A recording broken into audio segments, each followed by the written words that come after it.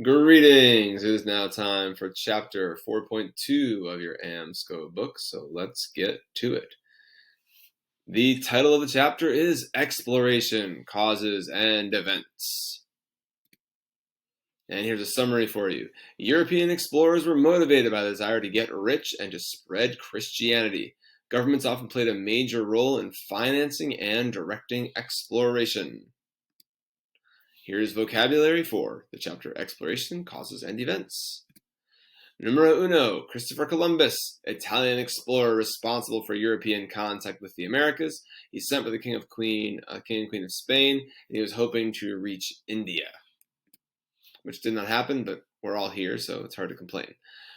Prince Henry the Navigator, Portuguese king, first European monarch to sponsor seafaring expedition. Portugal was really at the leading edge of the exploration curve.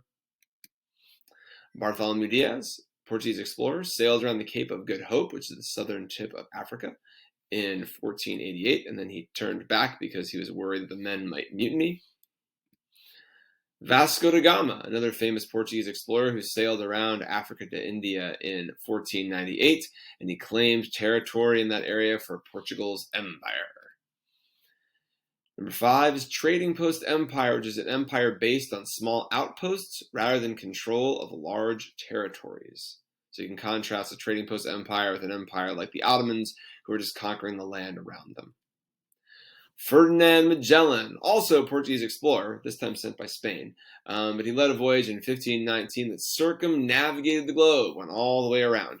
He died in 1521 on the journey, but one of his ships made it all the way around the world. Manila is an area of the Philippines conquered by Spain on Magellan's expedition, and it became a major commercial center for the Spanish in Southeast Asia. Galleons are heavily armed Spanish ships that should be in lowercase s next to Spanish ships. Jacques Cartier, French explorer, and he claimed part of what is now Canada for France. And then Samuel de Champlain, same thing, French explorer, founded Quebec and New France. There's more vocabulary for 4.2. Quebec, an early town and trading post in what is now Canada. I simply can't resist the map. Take a look over here. So this is the province of Quebec, but Quebec City, where the whole colony was started, is right over there. Montreal is down there. And yes, that's that. And let's make it big again. All right. New France is the name for all French territories in North America. New France is basically the French colony in North America. Let me show you that. So, there we go. Beautiful. Okay, so you've got this area over here, which is Quebec, which I showed you before. But the French also come down this way, and they claim all this territory, which is called Louisiana. But this whole thing altogether is New France.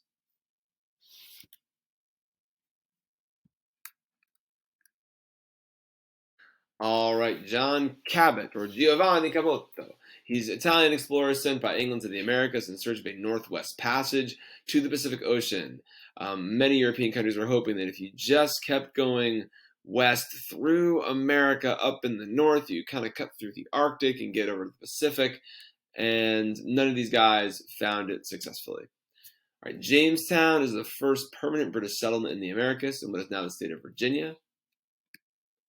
And Henry Hudson's a Dutch explorer sent to the east coast of North America. He sails down what is now the Hudson River, and eventually the city of New Amsterdam is founded. It's a Dutch colony on the island of Manhattan. Today it is New York City.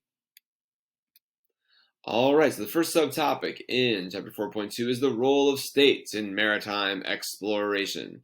States and country, those two words are used interchangeably in this chapter. You basically need to know that a state is a country. It's a sovereign land. Could be a state, could be called a country. All right, states are motivated by wealth and religion, and they've got the money in order to finance these major exploration voyages. So basically, if you are one person or you are a company, you probably don't have the money to outfit a giant ship and send it off to the Americas, but governments do have that kind of money, so they take the lead in exploration. They'd like to gain some territory so they can tax some people, and they're also looking for gold and silver. And all these countries are following a policy that is called mercantilism, and the basic idea is They want as much gold and silver as possible. They'd like to get it by selling things, and they'd like to avoid buying products from other countries. And they also don't want their colonies buying products from other countries because that would lead to money flowing out of their country, and they want to keep the money in the country and extract as much wealth as possible. We'll dig into it a bit more later. Another motivation is to convert people to Christianity.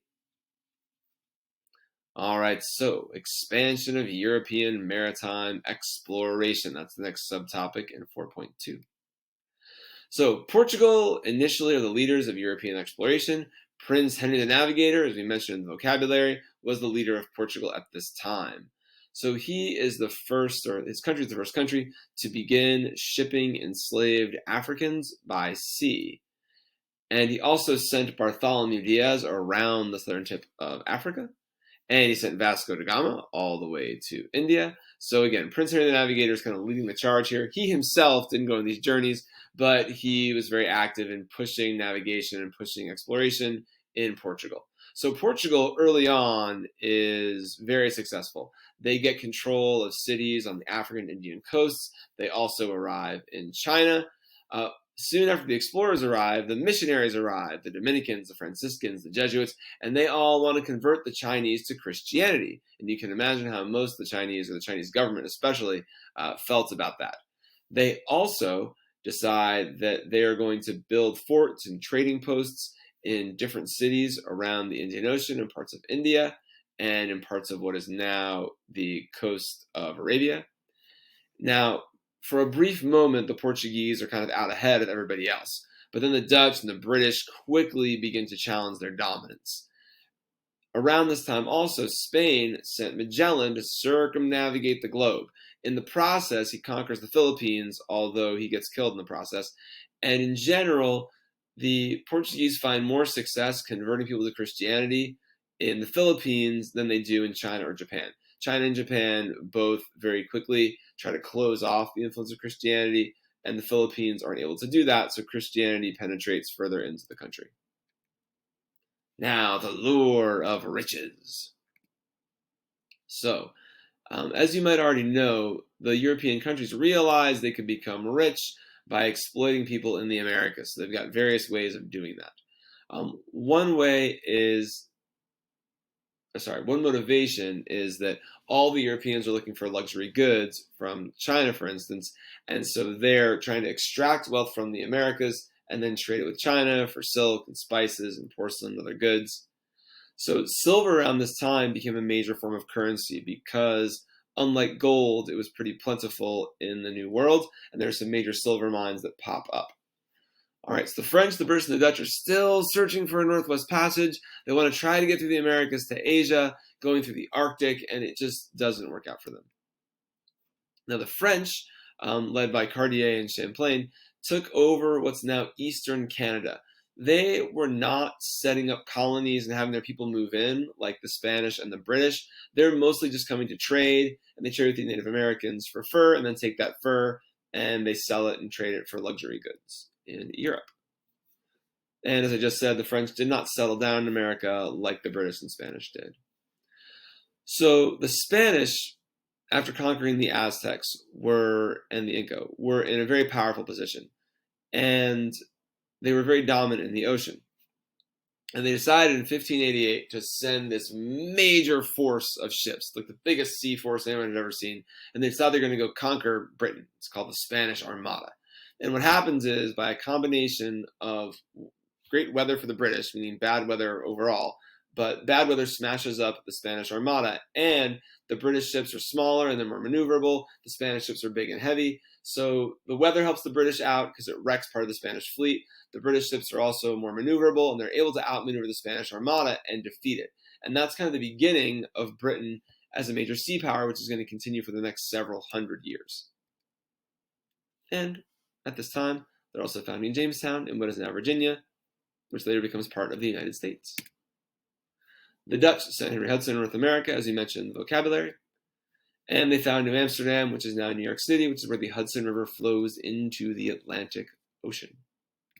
And that's the end of chapter 4.2.